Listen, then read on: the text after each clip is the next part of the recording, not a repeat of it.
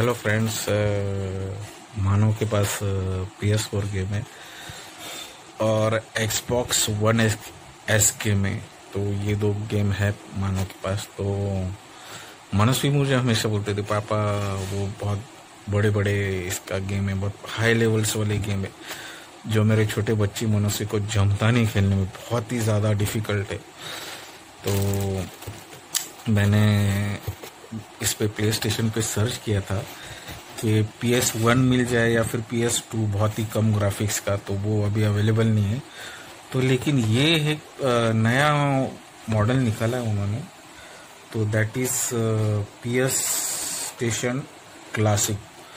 तो ये अभी निकाला है, मतलब 2018 के दिसंबर के एंडिंग में निकाला था ये। मतलब ये अगर देखा जाए तो 2019 के शुरुआत में ही ये मॉडल निकला है। तो this is play station classic version. तो इसमें बहुत ही ज़्यादा एडवांस गेम नहीं, इसमें सिर्फ जो गेम्स है वो है मतलब बाइट्स को लेकर है। फॉर एग्जांपल अगर हम देखेंगे PS4 में तो सारे के सारे जीबीस के गेम्स होते हैं, 1 GB 2 GB 3 GB 4 GB 50 GB 90 GB। 90 का है नहीं, मुझे पता नहीं 90 GB कोई है क्या, जस्ट एग्जांपल दे रहा हूँ। तो इसमें सिर्फ बाइट्स वाले गेम है, बहुत ही लो ग्राफिक्स वाले गेम है। लेकिन इसमें सबसे ज़्यादा एडवांटेज ये है कि इसमें उस ज़माने के गेम है जो हम कहते हैं ना, we are the kids of 90s। तो प्रॉपर 90s वाले गेम से, इनबिल्ट गेम से। तो मुझे गिनना पड़ेगा कितना है, 1 2 3 4 5 5 1 5 5 2 10 5 3 15 5 4 20।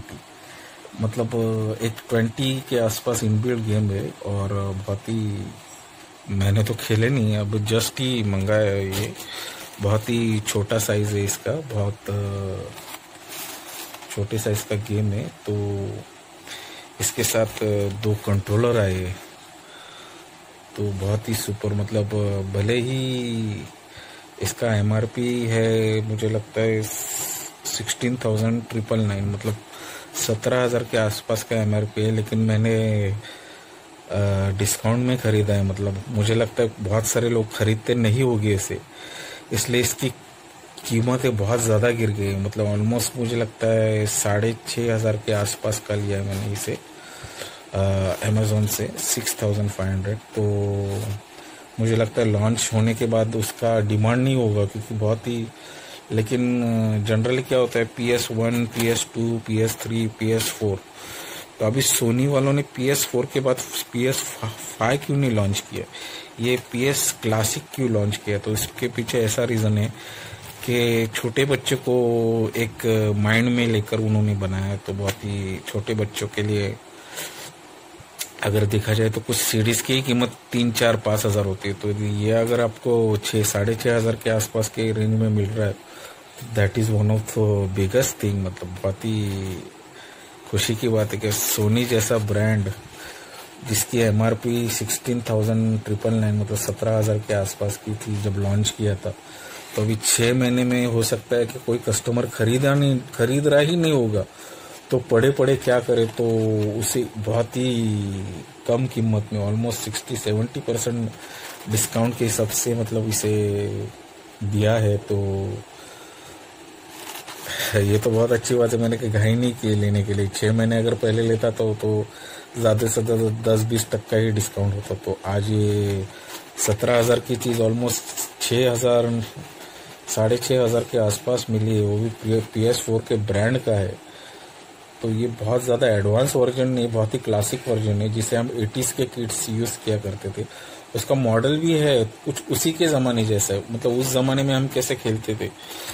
और उस ज़माने में मुझे लगता है कि रेक्टेंगल शेप का था, अभी इसे एडवांस बना दिया। एक्चुअली इसे रेक्टेंगल का ही रखना चाहिए था, तो जिससे में इसके प्रॉपर क्लासिक लुक आता था।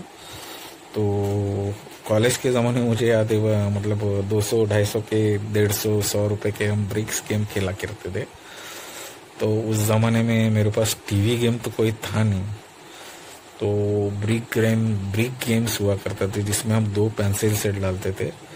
तो उस ज़माने में उसकी कीमत 70 रुपये 80 रुपये 100 रुपये 150 रुपये ऐसे होते थे। तो उसकी कीमत कैसे होती थी, फिर 40 in 1 बहुत सस्ता हुआ करता था, वो कुछ 100 रुपये का हुआ करता था। फिर 100 in 1, 200 in 1, एक्चुअली वही गेम्स होते थे, लेकिन उसके अलग अलग लेवल्स होते थे उसमें। तो हमारे ज़माने में ब्रिक गेम हुआ करते थे, फिर ऐसे छोटे साइज के वीडियो गेम हुआ करते जिसमें बटन के साइज का पेंसिल सेल हुआ करता था। तो कभी हम किसी वीडियो गेम में एक पेंसिल सेल हुआ करता था, किसी वीडियो गेम में 2 पेंसिल सेल्स हुआ करते बटन के साइज के, और इतना छोटा हुआ करता था गेम्स। तो वो मतलब मुझे याद है पापा ने लेकर दिया था, तो मैंने जिद किया था पापा को कि मुझे टीवी वीडियो गेम चाहिए, तो नहीं लेकर दिया था। तो मैं कंप्लेन नहीं कर रहा हूँ पापा के बारे में, लेकिन कैसा होता है कि बहुत सारे खर्चे हुआ करते थे। मतलब मुझे हॉस्टल में डाला था, तो वो फी भी भरना है, और पिताजी हमेशा बीमार भी हुआ करते, तो वो सारी चीज़ मतलब बहुत सारी चीज़ को ध्यान में रखकर मतलब मैं कंप्लेंट नहीं कर रहा हूँ, नहीं लिया नो प्रॉब्लम। तो लेकिन अभी मतलब मैं अपने बच्चों को लेकर दे रहा हूँ। मतलब ऑलमोस्ट मुझे तो ऐसा अभी लग रहा है कि बहुत मतलब सेविंग अभी ना के बराबर हो रही। मतलब सेविंग हो रही लेकिन बहुत ज़्यादा नहीं हो रही। बच्चों के लिए गेम्स वगैरह ज़्यादा ले रहा हूँ मैं एक्चुअली, तो जिस वजह से प्रॉपर सेविंग नहीं हो रही है अभी। तो नो प्रॉब्लम, कोई बात नहीं, तो करेंगे हम सेविंग अगले महीने या उससे अगले महीने।